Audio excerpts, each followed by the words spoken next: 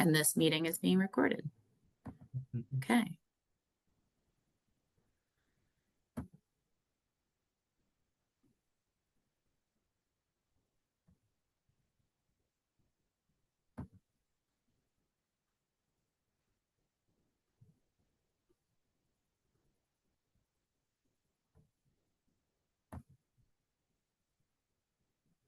Hi, everyone. As you're coming in, please drop your name and MAPE Local in the chat.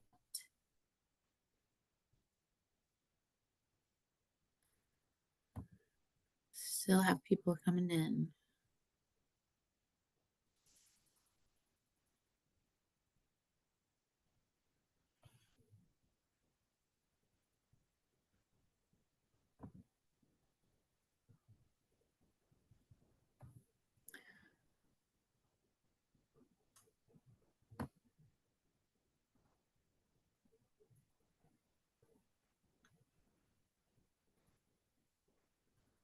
Welcome, folks,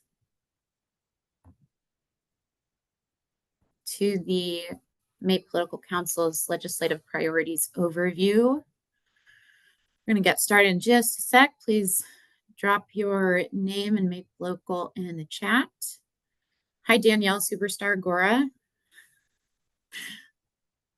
And any nicknames that you would like? Please drop those as well. I am curious. Actually, let's maybe JMVO and I can introduce ourselves first before I ask this question. I am Emma Fletcher. I use she, her pronouns. I work at MnDOT at the Office of Civil Rights. I am in MAPE Local 801, and I'm a member of the Political Council and an LCAT. JVO, do you want to introduce yourself? Yeah, I'm JVO. I am at Local 1002 MDE. I work as a quantitative analyst there. I'm currently the acting regional steward director for Region 10 until we can find a permanent one. And I'm also a member of the Political Council. All right. So a quick show of hands, who all in the room are going to be delegates? Curious.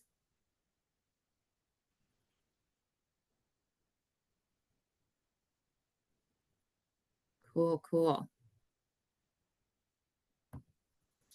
Lots of delegates.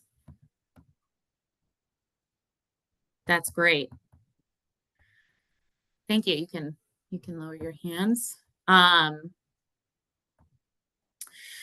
So we are going to get started with our Legislative Priorities Forum. We will have a Q&A at the end, so if you can please hold questions you have till the end, that would be really helpful. We're going to give y'all an overview of the legislative priorities, as we'll be voting to endorse these priorities at the DA next month. And we'll start with an introduction of the MAPE Political Council and our scope of work. Then we'll discuss the changes to the legislative priorities that were made this year based off the feedback we received through the surveys that members filled out. So these are our three goals of the Political Council: to create and maintain statewide political infrastructure, to defeat toxic narratives around politics and state service, and to build MAPE's political power and competence. And these are our Political Council members. Most are elected and a few are appointed.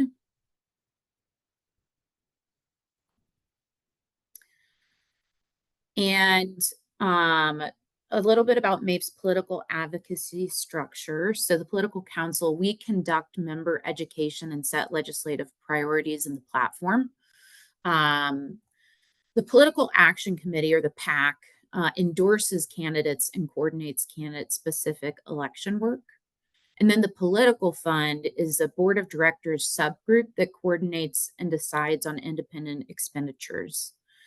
Independent expenditures are the way MAPE makes contributions to political campaigns and efforts outside of the PAC. So, for example, the donations that we give to the We Make Minnesota coalition, that comes from the Independent Expenditure Fund.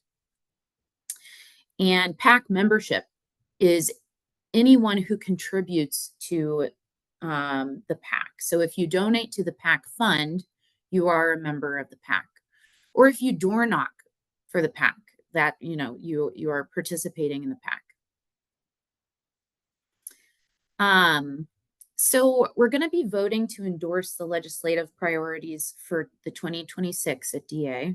And we want to start by introducing our union's 3 guiding political principles, as these 3 principles are what we use as kind of our North Star in the legislative issues that we take on as a union. These are our broad strokes guiding principles, which are that MAPE supports equitable compensation and respectful treatment of all state employees. MAPE supports efforts to provide sustainable resources for state government operations, and MAPE supports a working class, people-centered agenda, ensuring equal opportunity for all.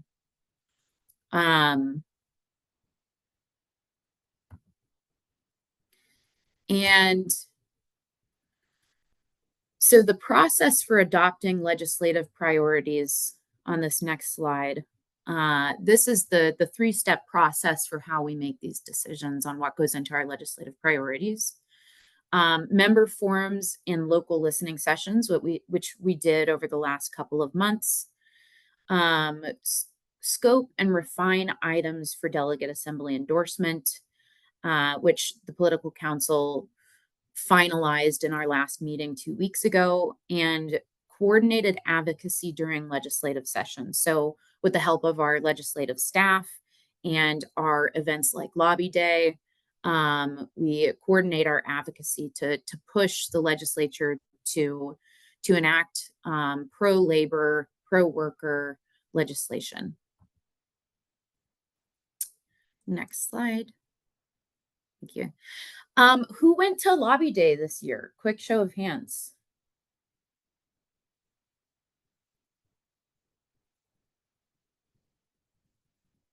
Nice. We actually had the largest turnout of members to Lobby Day in, I think, ever. I think we had 650 members register and around 500 members attend. Am I getting those numbers right, JVO? Sounds about right to me. Yeah.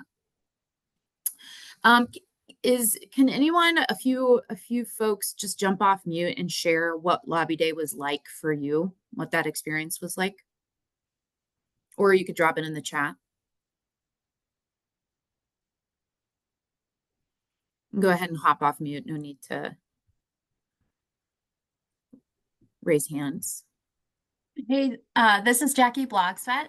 I think one of the things that made the biggest and most lasting impact for me was being connected to my Senate district and having us all jump into a signal chat with each other. We've stayed connected and have been able to touch back in, as there have been needs. So it's really neat to be connected to people that live close to me and aren't in my local.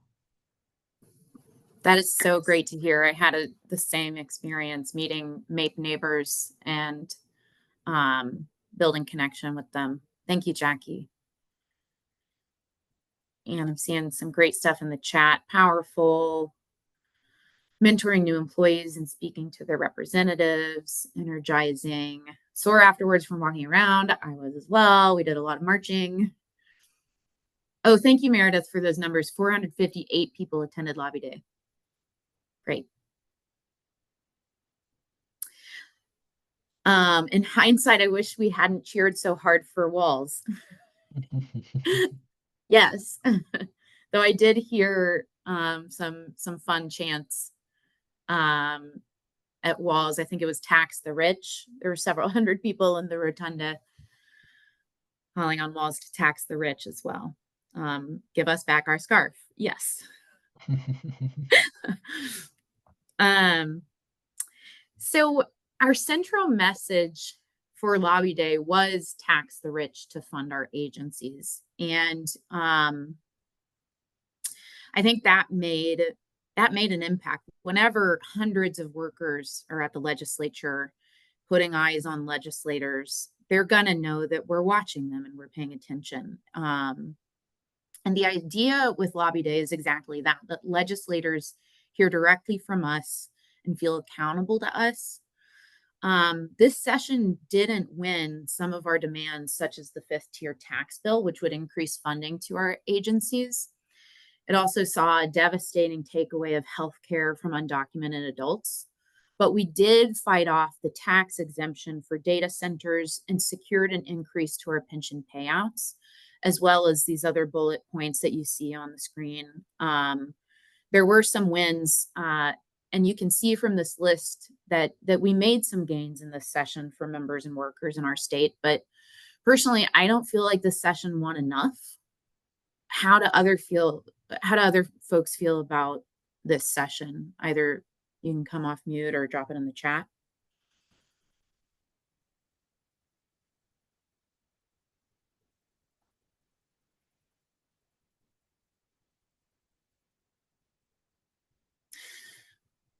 And just want to make a correction to Mary Heim. I heard we are skipping Lobby Day this year. Nope. This year we already had Lobby Day in February. Next year we'll have Lobby Day around the same time.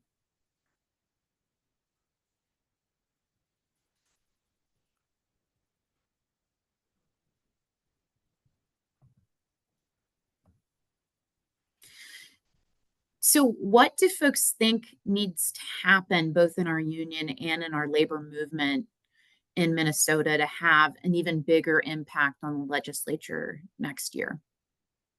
Again, feel free to hop off mute or drop in chat. I'm seeing session felt disappointing at best. Elect MAPE members, heck yeah. Next year, I'd like us to pursue more press coverage about Lobby Day. I love that suggestion and totally agree. So, Sophie, thank you. We made progress, but not enough. We need to regroup and dial down and amp up. I would say, this is Michael from 401. Let me see if I can find the video. I'm sorry, I'm in the Stassen cafeteria eating lunch. I would say two things that would help a lot are more presence across more districts. A lot of people who attended Lobby Day are in the metro area. The presence of MAPE members in smaller districts, in greater Minnesota where we don't have as many MAPE members. Obviously, there's a lot of logistical challenges to making that happen, but I think it's a goal that we need to set is we want to be everywhere. We don't just want to be in the metro. And the other thing I think that could really help is continued engagement after just Lobby Day. Like Lobby Day shouldn't just be like a one and done. You went and talked to your legislator. That's all you need to do. Your political action is done for the year. You need to be developing relationships with other MAPE members in your district and developing ongoing relationships with your legislator themselves, so that, if you check back in on a issue that didn't come up at Lobby Day, they know who you are, and, you hopefully have some credibility with them so that you can say, hey, I think you should vote against X, Y, or Z. Thank you so much, Michael. This is Melissa up at 1402. I would have to say one thing we need to work on is supporting other labor unions. From my understanding, we voted against the data centers, and that affects our labor greatly in Minnesota. So I think we need to be a little more supportive of those unions.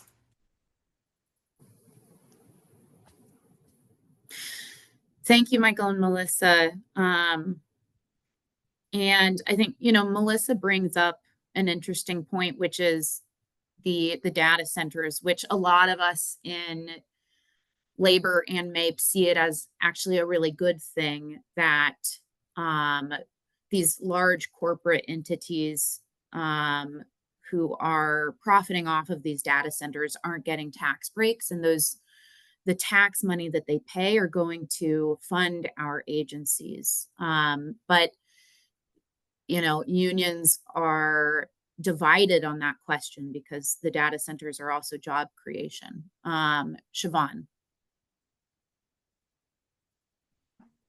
Hi, this is Siobhan. I'm trying to remember where I saw this, but I want to kind of push back on that because, for one thing, these tax breaks for data centers would be for what, like the next 20 years or something, and it doesn't take 20 years to build a building, and that's a ton of tax money that we would be losing in there from those things. And I believe I also read somewhere that because the data centers were trying to get built very quickly, the likelihood was that they would be hiring outstate people, not Minnesotans. And so the unions within Minnesota wouldn't even get those jobs.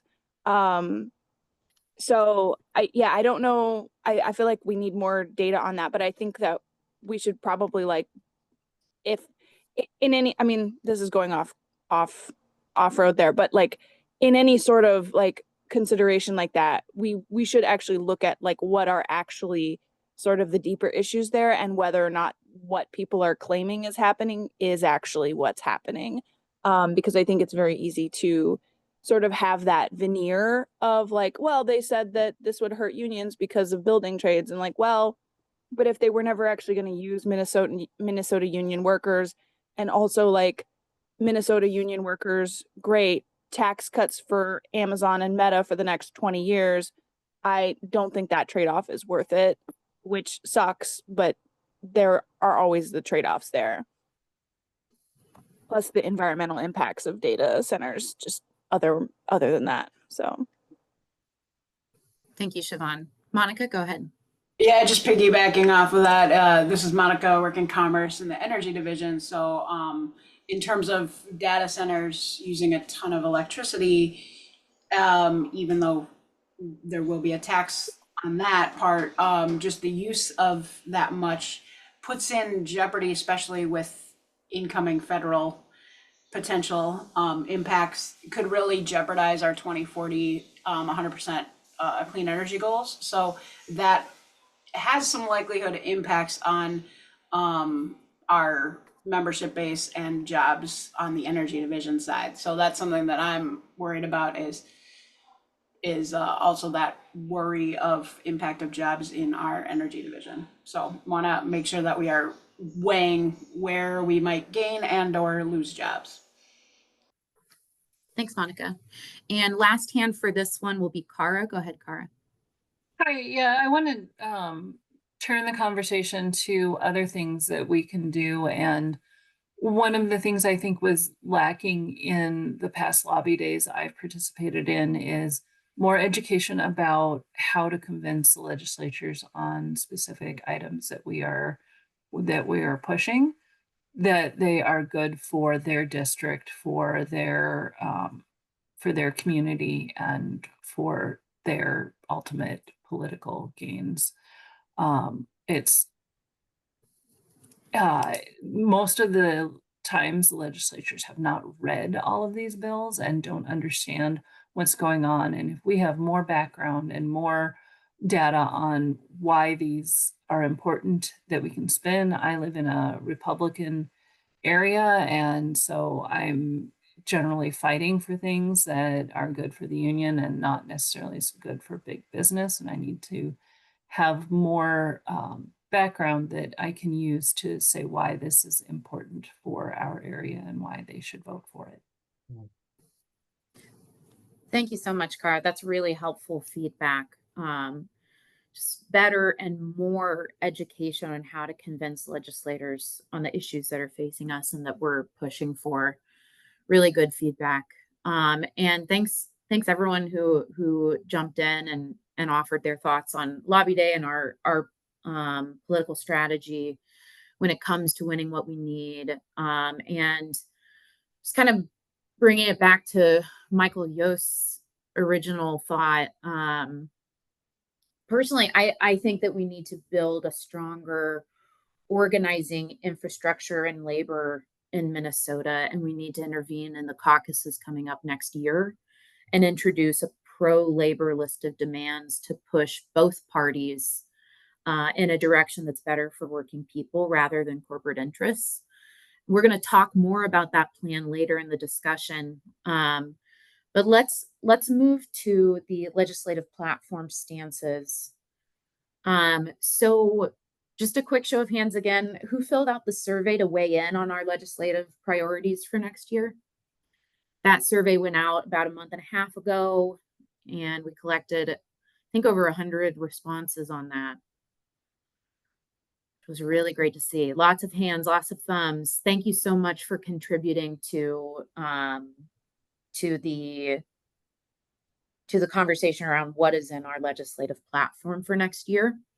So here are some examples of what is going to be in our legislative platform proposal that we bring to DA. It's a pretty long document, so we won't be going over everything, but we want to share some. And maybe Lindsay or JVO could drop the link to our political council webpage so that folks can see the full proposed platform when they get a chance, maybe after the meeting. But these bullet points here, I think I'll just let folks read them rather than reading them out loud. Folks can read at your own pace.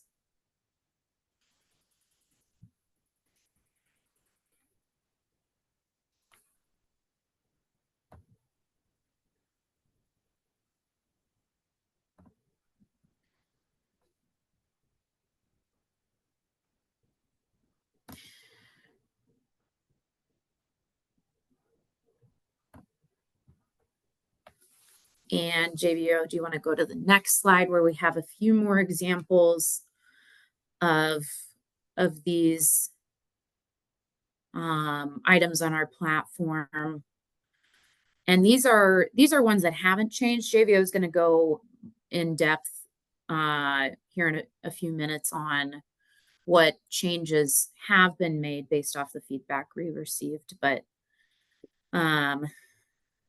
things like paid sick and safe leave for all, opposing privatization and outsourcing and contracting of state services, progressive taxation policies. So please go to the website, our political council webpage on our union's website to read the full list. And was someone able to drop that link? If not, I can drop it.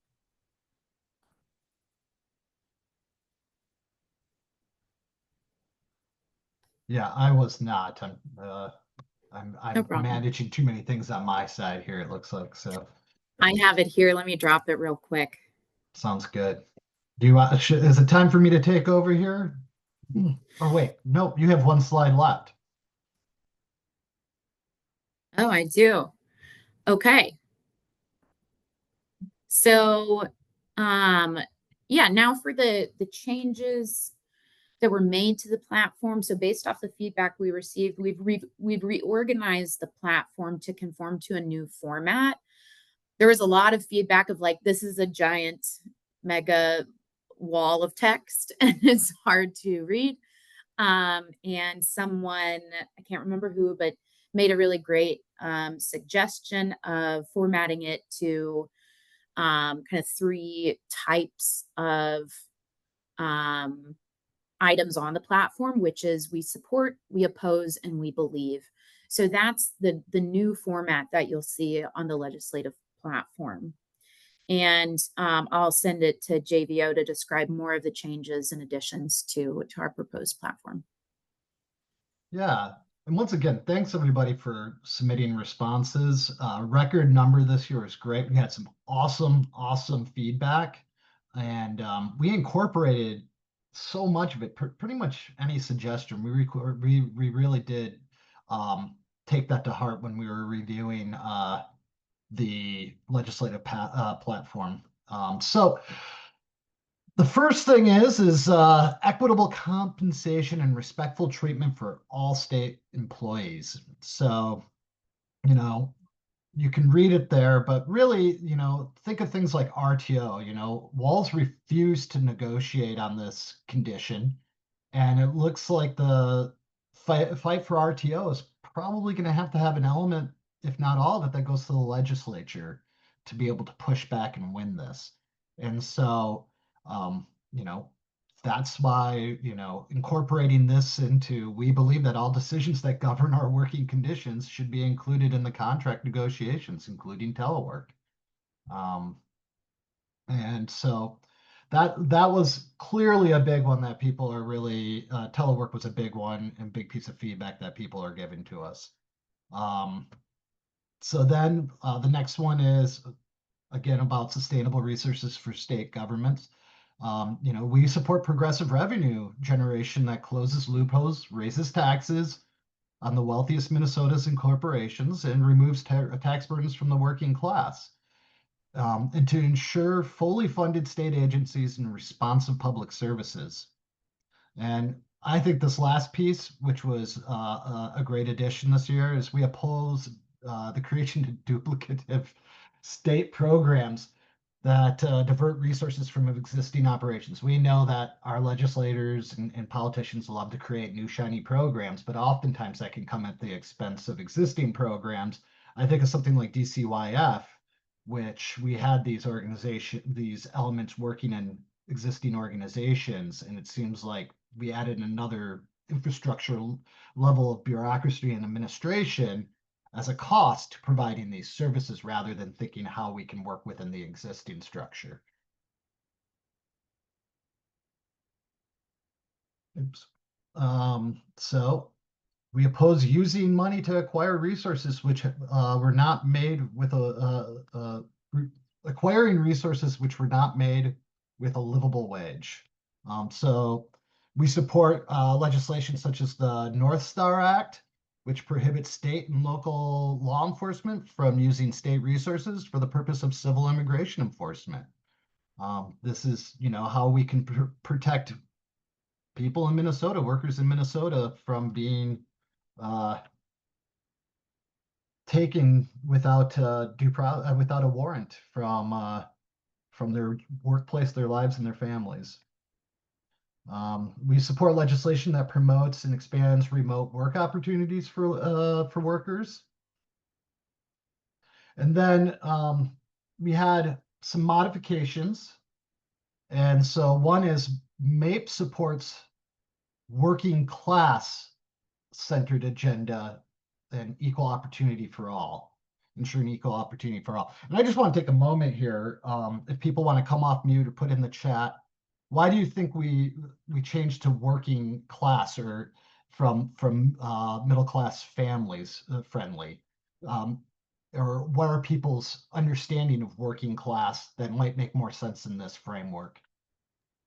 Because there is no more middle class. Yeah, I would agree with you there on that, Siobhan. I think also like middle class maybe creates the idea of a poverty class, which could, cause division between people who think of themselves as middle class and people who think of something as, poverty class that's like benefiting from, government programs or something. We all benefit from government programs, and we're all working class. We all need our paychecks. Yeah, right. Oh, so many great comments in the chat too. We're not billionaires, middle class. That gets at people who see themselves, whereas we all work, more inclusive, more universal. I'm not a billionaire. I personally always come down to working class as if you are working for a wage, you are working class. And especially these days, you're starting to see this kind of growth of a ruling or a wealthier class, and kind of the disparity in growth within people who work for a wage. And so I think it does build a greater solidarity myself. I'm excited about that change. All right. Hey, Meredith, thank you. Another one is we support a financially responsible pension investment that advances the interest of and welfare of the working class, including divestment from fossil fuels and financial assets which provide material assistance for violations of human rights and international law. This is to be in line with 2 resolutions that have been passed over the last few years. One is divestment from fossil fuels intervention, and also the other one is a divestment from the assets that support violations of human rights and international law, in particular, divestment from Israel in case of Palestine today that passed last DA. All right, markup. We support increased funding for improving workplace health and safety. You know, I think that's just a clarification and less wordy version of the same thing that was said before. And then we support moving towards a single-payer universal healthcare system that reduces costs and provides affordable and accessible healthcare for all, regardless of legal status.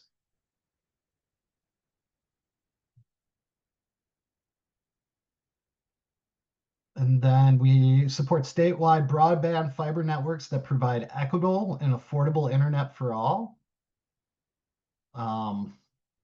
And, you know, once again, it's one of those things that allow people to work from home and allows a greater range of people in our state to have access to information, regardless of where they live.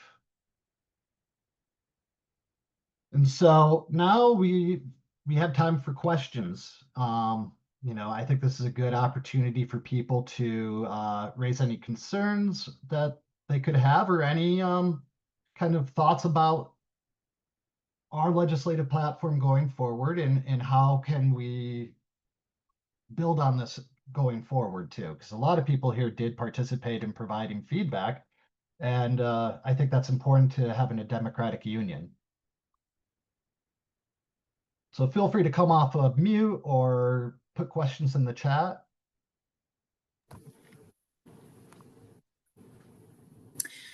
Do you see Ronald's comment or thought, adding work from home protections to PERLA? Yeah, so PELRA, yeah, I think that would be part of a legislative agenda, right? To get that added to PELRA. You know, what we put in the legislative platform is usually a little bit broader, and then we develop an agenda going into the legislative session that is going to be more concrete about our ask. But yeah, I think that's definitely a strategy that we can take note of as a way to protect work from home. Can I ask a very dumb question? So I saw, you know, some people are saying like, hey, how do we pair up with other unions and what have you? Maybe this is something we do, but how do we get our legislative like priorities or what have you out to others to kind of, I don't know, work together with, you know, so we can make this potentially bigger than ourselves? And maybe we do that. I'm just asking a silly question, so my apologies. Well, no, that's a great question, Danielle. Actually, Emma and myself and a number of other MAPE members put together in the beginning of the summer a public sector union summit of the statewide unions to start working on a coalition building to push our agendas as state workers and public sector workers. And we're hoping to expand that to the public sector workers across the state. So there is a process, I mean, a group being organized now to take that to heart and to try to start promoting this across the state union workers first, and then later public sector unions. There is a real opportunity to build coalition there.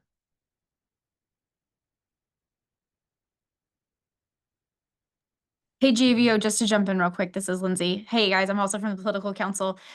In addition to all the amazing work that JVO is just mentioned, we also sit on several tables, and one of the big coalitions that we work on is something that you heard Emma mention, which is We Make Minnesota, that other public sector unions are also a part of. So we are doing that work in several ways, and JVO and Emma have been doing an amazing job with the rank and file. Yeah, We Make Minnesota, if you get an opportunity to attend an event, it's really eye-opening. Meredith, you have your hand up. I have a slightly off-topic question, but it got asked in the chat, and I have the same question, so I'm just going to ask it. How do we find out the schedule for door knocks? Because I've just been getting them through the Discord, but that's not an official NAPE communication channel. I'm part of the PAC. I haven't been getting emails, so like, it's related because it's politics here. But how does that happen? Yeah, well, so Lindsay's a member of the PAC. I'm going to see if Lindsay wants to come off and talk about that. Yeah. Hi, Meredith. Thanks for the question. So first of all of our door knocks are posted on the PAC's website, and then I became vice chair of the PAC in the last couple of months. And so as we gear up into 2026, we're going to be structuring some of our comms and talking about how to get information out to folks more directly. But with the special elections, with things popping up right now, we haven't had as much of a formal structure. And also we're still in the process of kind of retooling a lot of things for 2026. So give us a little bit of patience. I promise you by the time that we're doing a full Senate and House election next year, we will be in a different comm situation.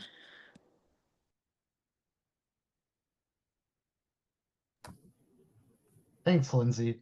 I see a question here from Maya. Could you expand on the thought behind the position of supporting fully funded agency? Is the goal to eventually get agencies more state funding and less federal funding, or to bring agencies operating on less than full capacity up to full capacity via state funding? I think it's kind of a broad statement, and rightfully so. It's about making sure that, one, agencies are funded for the work they have to do, so we're not understaffed, because we know many members are doing the work of 2 or sometimes 3 people. When people retire at the state after 20, 25 years, they have gotten to a point where they're doing the job of what 5 new people should be doing sometimes. And so we need to make sure that we are funded in a way that can keep our agencies running with a reasonable workload and pay that reflects the work we do. So it's a very broad statement for making sure that we get paid a reasonable wage, competitive wage, and we are not doing the job of multiple people because we are understaffed due to underfunding. And potentially, with the way the federal government's working, maybe we have to look at how much the state funds for programs that are currently being paid for with federal dollars. Mary, I see your hands up. Mary? That's me. Yep. So, and I apologize. I did not send this in on a feedback form or anything, but I know that like fraud, waste, and abuse is a big concern. Mm-hmm. And maybe it's too, I don't know if we have any proposals or solutions, but I mean, I certainly don't like that my raise was probably eaten up by, feeding our future and all that garbage out there. And, the supportive housing that was more just get rich quick schemes. So I don't know if we have anything on that or too late for that, but just bringing it up. I think we do, Mary, and I 100% agree with you. And that goes back to the one where we talk about hiring non-state workers to do the work of state workers, right? These are grants that are going to private entities that are under less oversight and control and rules than state workers are. We know that state workers, it's very, very unlikely and very rare when fraud is committed within a state agency as compared to when we let that money go to a third party private entity. And so I think 100%, Mary, I think it's incorporated in that. I see your hands back up, Mary. So if you had something more you wanted to add there. Can I say that? I just want to really emphasize that because I just want to be able to go to my representative and my senator and say, we are fighting fraud, waste, and abuse, and this is how. So maybe I'm forgetting the wording. I just want that to be maybe emphasized in the document or the messaging that it is a fraud, waste, and abuse Yeah. And Mary, you brought up feeding our future. That was actually something state workers caught on to right away and made the federal government aware of. The courts said that we had to continue the payments, but the state workers did everything right and by the book, and they didn't get the credit they deserved for it. And those are good, hardworking MAPE members. And that's another thing that we need to do. I do appreciate that. And I'm not, I wasn't bringing this up to like, I just want our messaging to be clear that we are anti-fraud, waste, and abuse and have solutions for it. Because otherwise they're going to find solutions for it and they're not going to be good. Right. Thanks, Mary. I appreciate Thank that. you. True. All right, Tom. Oh.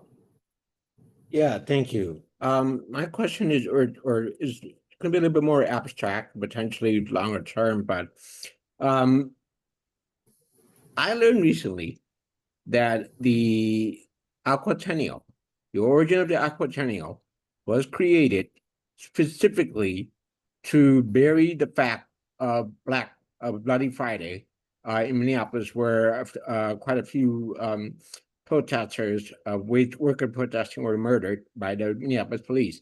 And so Aquatennial was created to distract us from that.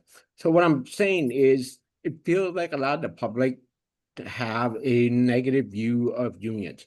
Whenever I see posts about, unions going on strike or whatever, everybody's like, oh, these people are a bunch of whiners, they should just work, put their head down and work. For me, it's like, yes, we could appeal to our legislators, but if their constituents consist of people who do not support the union, even if they wanted to, they probably wouldn't, because their constituents would vote them out. So could we in some way provide education and stuff on the benefits of union, like weekends, Labor Day, overtime, paid parental leaves, those stuff? These aren't just given all the good of the hearts of Amazon or whatever. We fought, people died for this. And so, how can we educate the public so that in the long term, when we do present our vision, is not belittled by people who want to be rich but will never be rich? And so they would cheer for the rich people, would cheer for Elon Musk, all that stuff, and try to position a narrative as being unreasonable, as demanding. Oh, these government workers got cushy jobs. Now they want to work from home. Now they want 32 hours. No, we want a reasonable work that will benefit all worker class, which, by the way, thank you for using that term. So, I'm sorry if I kind of get off the rails there, but it's just, I feel like we can talk about these things, which are very important to us. But the thing is, they're actually important to pretty much every single worker class as well. It's not just us. So I want to get off my soapbox. Thank you. Thanks, Tommy. I appreciate your energy behind that. I agree with you. Things like We Make Minnesota, that's the reason why they've been developed, is to spread that message about the good work that public sector workers do for the state. I mean, that's one element of it. So I'm going to go to the chat with a question here, and then I'm going to go back to the hands up. So there's one about endorsement of political candidates that I saw that I think needs to be addressed. The political council is a entity of the union. The PAC is outside that. Members can donate money to on top of their contribution to the union. And the PAC is who endorses candidates, not the political council. Emma, your hand's up. Yeah, I also wanted to address a few responses and questions from the chat real quick. There were several on the platform agenda item of having a pension that is a responsible pension, and having a say in where our pension money goes. So the origin of this platform item comes from rank and file organizing in MAPE, that was sparked by the fact that our pensions were helping fund a genocide in Gaza. And the resolution called for MAPE as a union to push for divesting our pensions from companies profiting off of any war, and, you know, divest from manufacturers that are providing material assistance to war. And it passed by quite a sizable margin at the DA last year. So it is part of our platform as MAPE, and it does impact our pensions. It does impact us because we help fund our pensions, and we should have a say in where that pension money is being invested. And it is making an impact. The SBI, the State Board of Investments, actually divested over a third of the pension investments from companies profiting off or like making war materials this last year. And that is because of unions like MAPE and movements like what we've been seeing over the last 2 years since the genocide started. So I wanted to give that background for why this is part of our platform. Yeah, thank you, Emma. And you know, I saw in the chat, political doesn't equal partisan, right? And so I think that's always an important thing to consider. You know, we are a democratic body. We are inherently have a political connection. Doesn't mean that we have to support one party, one candidate over another necessarily. The PAC does that for their work. We support an agenda that supports working families and MAPE members and MAPE represented employees. Jackie, I see your hand is up. Thanks, JVO.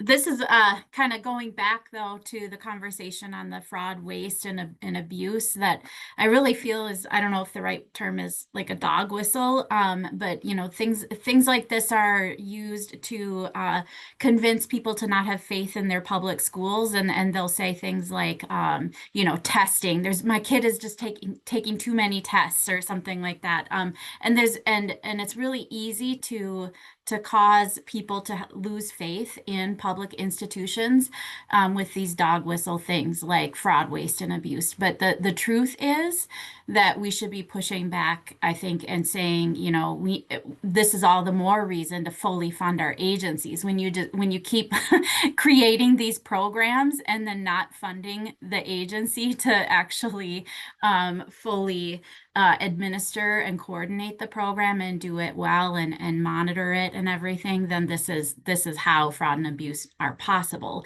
And so when they overwork us, they abuse us, and then they don't listen to us. And that's the reason that fraud and abuse are happening. It's more of a political thing than what they're actually thinking is happening. And then I feel like they also go and hire a bunch of people that they say are going to catch all the fraud and waste, and use the funding that we could have used in our agencies to coordinate the programs. But those are my opinions. Thanks, Jackie. All right, Meredith. I just wanted to add that I'm seeing a lot of conversation in the chat, a lot of things about what people would like to see MAPE do. Specifically, I wanted to address like, I want to see MAPE kind of do public education, not just like internal union education. And if you want to see MAPE do those things, now till August 22nd is the time to give that feedback to the finance work group, because now is the time at which we would decide to fund that work or not fund that work. So people were talking about public education and telling people about the value of our work. That would need to be funded through our comms department and giving more funding to our comms and talking with our comms about how much funding they would need to do that work. So I just wanted to kind of redirect folks, like if that's something you care about, that's how you could help us do more of that in 2026. Thank you, Meredith. Siobhan. Hi, this is Siobhan. I'm trying to remember what it was I was going to ask about. It was pretty far back. I think one of my questions was someone had asked in the chat about endorsement and how that works. And one of my questions was, we said that like the PAC is looking at voting records and screening political candidates, and it made me wonder if we are paying attention to which candidates have been very much like shrug emoji when we've like contacted them about things like RTO and how much of a waste of money and like removal of money from our communities that they represent that is, because I feel like that should be relevant when we're talking about whether we want to endorse people going forward. Like I went to lobby day. Senator Fa just basically ghosted us. She went home for the afternoon. Like we showed up at her office and she said, "Oh, she's gone home." And then we followed up with an email, haven't heard from her, followed up with multiple emails later about RTO and what a waste of money that is. Nothing, no response. And so I'm kind of like, well, what are you doing out there then? If you're not responding to people, you're not even showing up to meetings that people have taken the time to plan with you, like, do I want to continue to support you as a legislator? And so I was just curious, like, how that works. Emma, do you have anything you want to add to that? I don't know if I have any answers necessarily. JVO, I can jump in. This is Lindsay again. When we screen candidate, when we have a new candidate, we screen them, we have them come in, we have an endorsement questionnaire that we ask them about issues that are important to our union. A lot of those are issues, in fact, I think all of it are issues that are reflected in this platform. So things like unemployment insurance for striking workers and paid family medical leave. When we have a incumbent, we go based on their voting record. So like, and also you have to keep in mind that like I didn't hear that feedback from anybody. And so first of all, I want to say I'm sorry that you had that. That's an awful experience. And second of all, we go by the voting record. So if there is information that you would like to give to the PAC on specific experiences that you've had with legislators so that we can have a more informed decision, like I would be happy to take that feedback. So my email is lfranklin@mape.org. I put it in the chat before, but I'll put it in the chat again.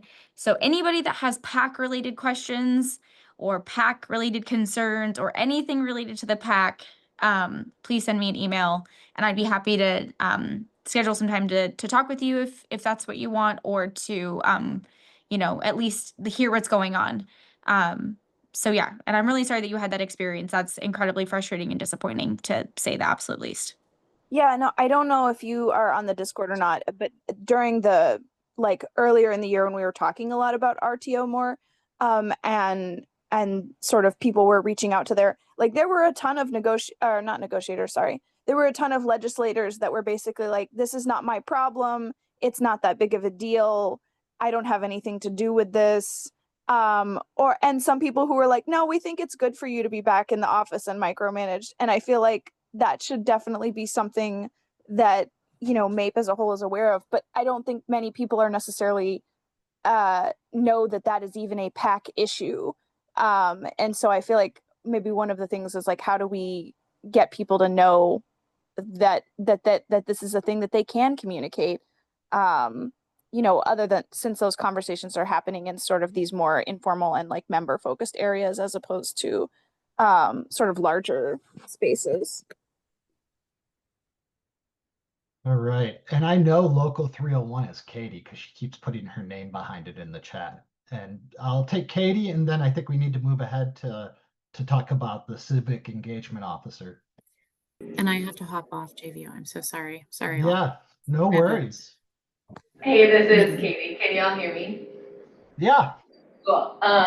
Only when it was a personal opinion did I put my name. Question on if there will be more opportunity to comment on these revisions before delegate assembly, or will delegate assembly be the time for that? Can you repeat that? Will there be another time for us to comment on the revisions, or will that be delegate assembly itself? It will be done at the assembly. Okay. So that period is closed for now, but yeah. Great, there will be opportunity at DA. Where we vote on this list of priorities in the agenda. All right. So we got the civic engagement officer opportunity. So I'm going to ask Lindsay, who's working on this, if she might want to, if she has a spiel she'd like to give. I don't have a spiel, but if Andrew's still on, he sure has a spiel that's well organized. If I could phone a friend. Sure. Andrew, are you still on and in a place to do a spiel? If I'm not, I can. on. My spiel is usually like 15 minutes. I'll try to give you the 2-minute version. Ooh. Thank you. If the 10-second version is, if you want to see these things passed at the legislature, then we have to get people organized to show up and to take action and to hold our elected officials accountable. And so we have a position called the Civic Engagement Officer that the Political Council is rebooting and revamping to organize people in your local to participate in, to get organized and to shape the state legislature. The conditions of our contract were really challenging because of the state budget, because of our broken health insurance system, because of the political winds and conditions, and we are not powerless to do something about that. And so the Civic Engagement Officer is about building power in our locals and in our unions so that we can shape the conditions of our state, shape the state budget, our elected officials, and the public so that we can win things for ourselves and our families and for all Minnesotans. So sign up to be a Civic Engagement Officer. We will have training starting in September, ongoing training and support to support you in engaging your locals and getting people actively engaged. The first effort that we're undertaking with the Civic Engagement Officer is turnout to caucuses and conventions where candidates are seeking endorsement, candidates for office are seeking endorsement, and it is a key time where we can leverage a unique tool to hold elected officials and candidates accountable and bring our agenda to the center. Thank you, Andrew. Yeah, I highly encourage people. This is once again not a partisan. Go to the caucus that you identify with, right? Like the party you identify with to push a pro-worker agenda. This doesn't have to be a Democrat versus Republican issue. In fact, and for most of both of those parties, they don't put workers first currently, in my opinion, and that's why it's important that we show up. So yeah, on that note, first I want to say there's been some great discussion going on in the chat, and I really appreciate people being engaged. And even looks like there's some disagreement, but people are having really good conversations with other members of different opinions. And that's what makes a union awesome, is that we are a democratic organization. We vote as an organization at DA for resolutions for the political platform, for all these things, and we can have that debate and still come together in solidarity regardless of the outcome. And I think that's amazing. So now as we wrap things up here, here's the contact information for Nicole June, our chair. Send any complaints to her and anything positive to me and Emma. No, I'm kidding. If you have any questions, you want to reach out, you want to share an idea, feel free to reach out to the Political Council. We love hearing from people. The engagement this year with the council has been phenomenal. From lobby day to the responses for the platform, it's been great. And I'm hoping that we can continue this into the next year. And thank you all for coming today. It is recorded, so if you know other delegates who didn't get to make it today, or people that just want to see it that might not be delegates and are members, please feel free to share this out. I think this is great for our union to be stronger going forward. And again, solidarity forever. In the last minute, oh, the minute's up. So anyway, thank you guys. Have a great day. Solidarity forever. Thanks, y'all. Thanks, everyone.